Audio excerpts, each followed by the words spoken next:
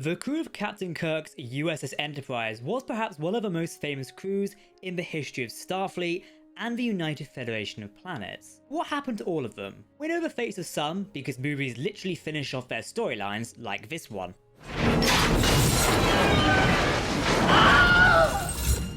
We will focus on Kirk's main command crew to keep things simple. All these characters are seen in Star Trek: The Undiscovered Country.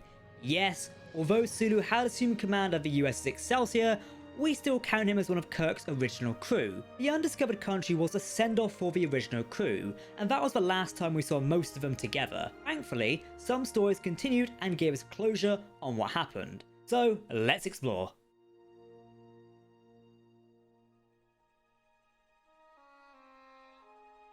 Welcome to Trek Central. I'm your host Captain Jack, and let's get into it. While most of the original USS Enterprise crew have confirmed endpoints in the Star Trek canon, we may have to occasionally dip into the extended canon of the Star Trek universe. Don't worry, we will make it clear when we do that. If you want to keep up to date on the latest Star Trek news, lore and more, make sure to hit that subscribe button to never miss a video from the team here at Trek Central. You can also follow us on social media for daily updates on the Star Trek universe. Please let us know your thoughts in the comment section below. If you're talking about Star Trek, we want to hear about it. Okay, engage. James Tiberius Kirk, also known as Jim, was one of Starfleet's most well-known officers during the 23rd century and beyond. However, Kirk's final command of the USS Enterprise A ended abruptly in 2293, following himself and the crew playing a pivotal role in the Khitomer Conference. Upon taking a second retirement, Kirk would join former crew members Pavel Chekov and Montgomery Scott for the launch of the Excelsior-class USS Enterprise B. Due to Kirk's presence, the event was a big draw for the Federation media. Unfortunately, the maiden voyage would be a disaster for everyone involved. Under the command of Captain John Harriman, the Enterprise B would answer a distress call from two Warfin-class ships. These ships were transporting Elorian refugees, with both ships being trapped in an energy distortion known as the Nexus. Kirk, Scotty and Chekov aided the fresh Enterprise B crew in rescue attempts. However, the rescue attempt damaged the new starship and caused it to become trapped. While Kirk was offered the chance to take command of the Enterprise B, he left Harriman in command and modified the ship's deflector array. Unfortunately, the energy from the Nexus breached the Enterprise's hull. With the section Kirk was working vented to space, all aboard presumed the legendary captain had died. In reality, Kirk had been transported into the Nexus itself, and due to the non-linear nature of time during the energy disruption, at least 78 years had passed by the time Captain Jean-Luc Picard of the Enterprise D entered the Nexus in 2371. He discovered an alive Kirk, unaware of where or what he was in. Thanks to a good talking to from Jean-Luc, Kirk agreed to leave his paradise and lend aid to the Enterprise captain in defeating Tolian Soran, the scientist trying to get back into the Nexus by blowing up a planet. Sort of. Kirk offered Picard some wisdom about not getting out of the captain's chair. Ultimately, Kirk would sacrifice himself to save the inhabitants of Iridian 4, as well as the crew of the USS Enterprise D. The former Enterprise captain climbed along a precariously balanced metal bridge to get to a control panel, which could disable the missile Soran was trying to use. Unfortunately, the bridge fell down a cliff when the support beams broke. Picard came to Kirk's side in his final moments. Captain James C. Cook was buried on this planet, but following this event, his body was retrieved by Section 31 for Project Phoenix. By the turn of the 25th century, Kirk's remains were stored at Daystrom Station.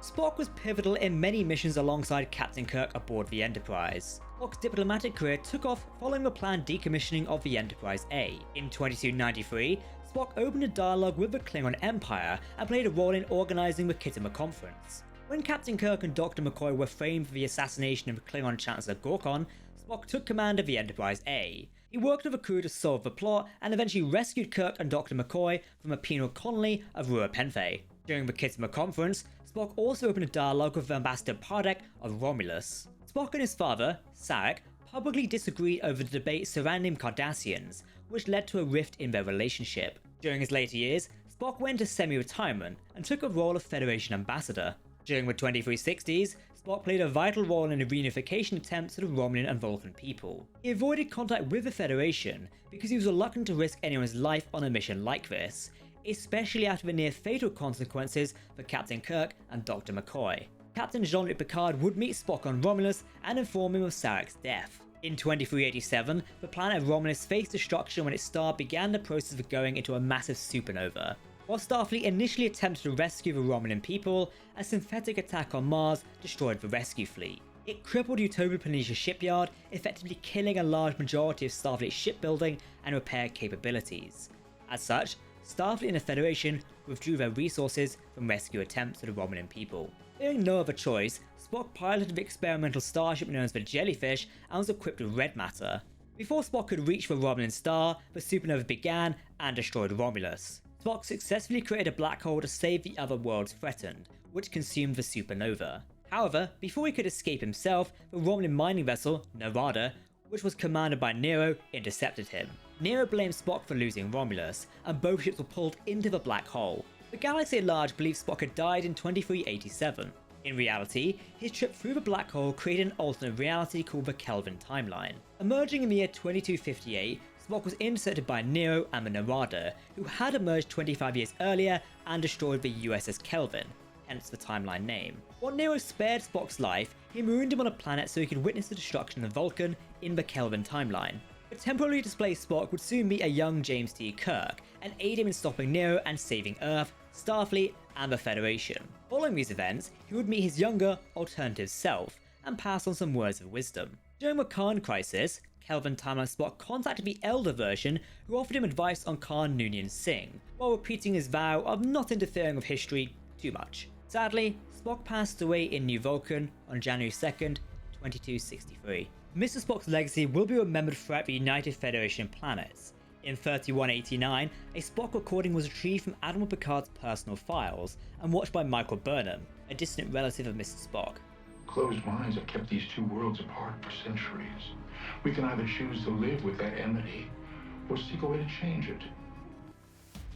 Dr. Leonard McCoy was a longtime crew member alongside Captain James T. Kirk. Following the decommissioning of the Enterprise A, McCoy would retire, it seems. On Stardate 41153.7, 71 years following the Enterprise A standing down, 137-year-old Admiral Leonard McCoy inspected the medical layout of the newly launched USS Enterprise D during its first mission. McCoy was still stubborn in refusing to use transporters to get to other ships. As such, Lieutenant Commander Data escorted him to the USS Hood. Non-canon publications have previously stated that McCoy was promoted to the rank of captain in the 2290s. This would also indicate that following his departure from the USS Enterprise, he would serve as head of Starfleet Medical School, and also Starfleet Medical Surgeon General. As previously mentioned, non-canon publications list McCoy's other adventures in being an active member of Starfleet right up until and around 2381. No death is mentioned in canon or non-canon sources. We could presume that perhaps Dr. McCoy is still alive and well by the time of Star Trek Nemesis in canon. Captain Montgomery Scott, known as Scotty, was a legendary engineer within Starfleet. Heralded as a miracle worker by Captain Kirk, Scotty would see out the decommissioning of a USS Enterprise A alongside his friends. He would accompany Kirk and Chekov aboard the Enterprise B during its maiden voyage, and held Captain Harriman responsible for the apparent loss of Kirk during the mission. After this incident, Scotty retired from Starfleet and boarded the USS Jenolan for the Norpin colony. While hoping to spend his retirement years on the colony, the USS Jenolan was caught up while encountering a Dyson sphere en route. The transport starship crash landed on the surface, leaving only Scotty and Ensign Franklin. Due to the lack of supplies, the pair stored themselves inside the ship's transporter buffer and awaited a rescue. In 2369, the USS Enterprise D arrived and detected the distress signal. Under Picard's command, the ship moved in and successfully rescued Scotty. Unfortunately, Ensign Franklin's pattern was too degraded to be recovered. Scotty helped the Enterprise D escape from the Dyson sphere, and he was gifted with a shuttlecraft, the Goddard, to continue on to the Norpin colony and finally get 5 minutes peace and quiet. While that is the end of Scotty's storyline in Star Trek canon, his adventures do continue in the extended canon of Star Trek. Given his re-emergence within the 24th century, many writers saw a chance to have Scotty work alongside the next generation characters. As such, many books, comics, and video games can include him. In 2370, Scotty would commission the USS Theseus and rebuild the ship. In 2373, Scotty would act as the chief engineer of the USS Enterprise E maiden voyage, before the ship was handed over to Captain Jean-Luc Picard and his crew. In 2382, Scotty was in command of the Galaxy-class USS Challenger, which had become a personal engineering project for him. He successfully commanded the starship during an investigation of the derelict NX-class Intrepid. Unfortunately, the mission saw Scotty become severely injured during the recovery of the Intrepid. As such, he was no longer fit to command a starship. Instead, he recommended Geordi LaForge replace him. During another mission, it is believed Scotty died aboard the bridge of a Challenger when he successfully held open a spatial rift to allow another ship to return home. A memorial service was held in his honor aboard the Enterprise E. Again, this is extended canon, so Star Trek canon does not really have a death point for Scotty. Keep that in mind, as I know we all love him. Nyota Uhura had a long and distinguished career as a communications officer. She was initially a part of Captain Christopher Pike's crew of the USS Enterprise, before becoming well known for being a part of Kirk's Enterprise crew. Like her other crew members, in 2293, she would play a vital role in the Khitomer Conference crisis. Following the decommissioning of the Enterprise A, Uhura would be promoted to the rank of captain. She was given command of the USS Leon deGrance. From the onset of the 24th century and to at least 2305, Uhura and the Leon deGrance would carry out a 5-year mission to the Lesser Magnetic Cloud. The ship participated in over 100 first contact missions with the civilizations encountered there. Once the mission was finished, the ship would become an Academy training ship in 2317. Uhura retained command until her retirement in 2333. During the ship's time as a training ship, many Starfleet cadets experienced faster-than-light travel for the first time. One of these young cadets was a future Enterprise D captain, Jean-Luc Picard. Star Trek Picard does not confirm Uhura's death, rather she retired. However, Star Trek Extended Canon took place before Picard came out. As such, the story of Uhura tells us she joined Starfleet Intelligence following the Khitomer crisis, and took command of the USS Hermes. Uhura worked her way up Starfleet Intelligence, eventually becoming the department commander. She would retain her rank of captain, mainly to keep a low profile. Uhura was still active in 2377, when she was 138 years old. While I think the extended canon idea of Uhura going down the intelligent route is cool, I prefer her story in the canon with Star Trek Picard. I can imagine her passing on her experiences from the Enterprise to a new generation of Starfleet cadets.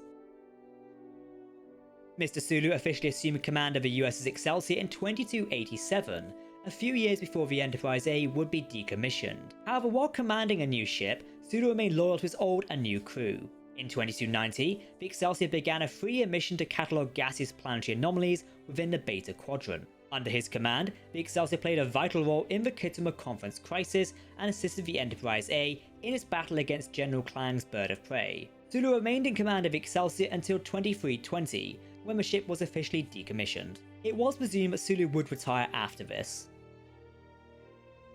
Star Trek's extended canon tells us that the original series novel, The Return, listed Sulu as retiring from Starfleet in the first half of the 24th century, which does align with canon. Following this retirement, Sulu ran for public office and was eventually elected President of the United Federation of Planets, for which he served 3 terms. Pavel Chekov served in various roles within the crew of Captain James T. Kirk. He would assist the crew of the Enterprise A in a final mission. His last role aboard the Enterprise A was to take the helm for a decommissioning cruise. Following this, Chekov would accompany Scotty and Captain Kirk to the launch of the Enterprise B in 2293. Along with Scotty, he would hold Captain Harriman responsible for the apparent loss of Captain Kirk during her maiden voyage. That's the end of Chekov's storyline in the mainline canon. We do know that he is deceased by 2401. He was survived by his son, Anton, who served as President of the United Federation of Planets.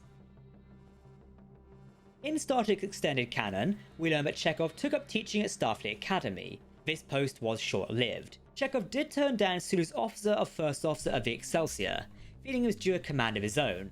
After a turbulent few years, which involved punching Captain Harriman on one occasion, Chekov took over the role of First Officer of the Excelsior under Captain Sulu. Chekov was finally promoted to captain and assumed command of the USS Undaunted. One of his missions saw first contact with the enigmatic race known as the Watraili. Sadly, this species had no interest in contact with outsiders. This did leave Chekov with the most experience regarding the species, something Starfleet would rely on in years to come. Chekov would later command the USS Cydonia and the USS Potkin. In the 24th century, Chekov would be back teaching at Starfleet Academy. With the onset of the Dominion War, Chekov accelerated the teaching of his students and focused on tactical and battle strategies. Following the war's end, Chekov was given a desk job at Starfleet Command, and, by the time of 2370s, had reached the rank of Grand Admiral within Starfleet. He was considered the foremost authority on Starfleet. Sources indicate that following a mission which resulted in his rescue, Chekov would retire from Starfleet. So, those are the stories of what happened to the original USS Enterprise crew. What did you think? Which crew should we focus on next within the Star Trek universe? Let us know in the comments below. If you want to keep up to date on all the latest Star Trek news, lore and more, then hit that subscribe button so you never miss a video from the team here at Trek Central. You can also follow us on social media or join our community Discord server. For now, I've been Captain Jack, thanks for watching, and we'll see you next time. Live long and prosper, my friends. Goodbye.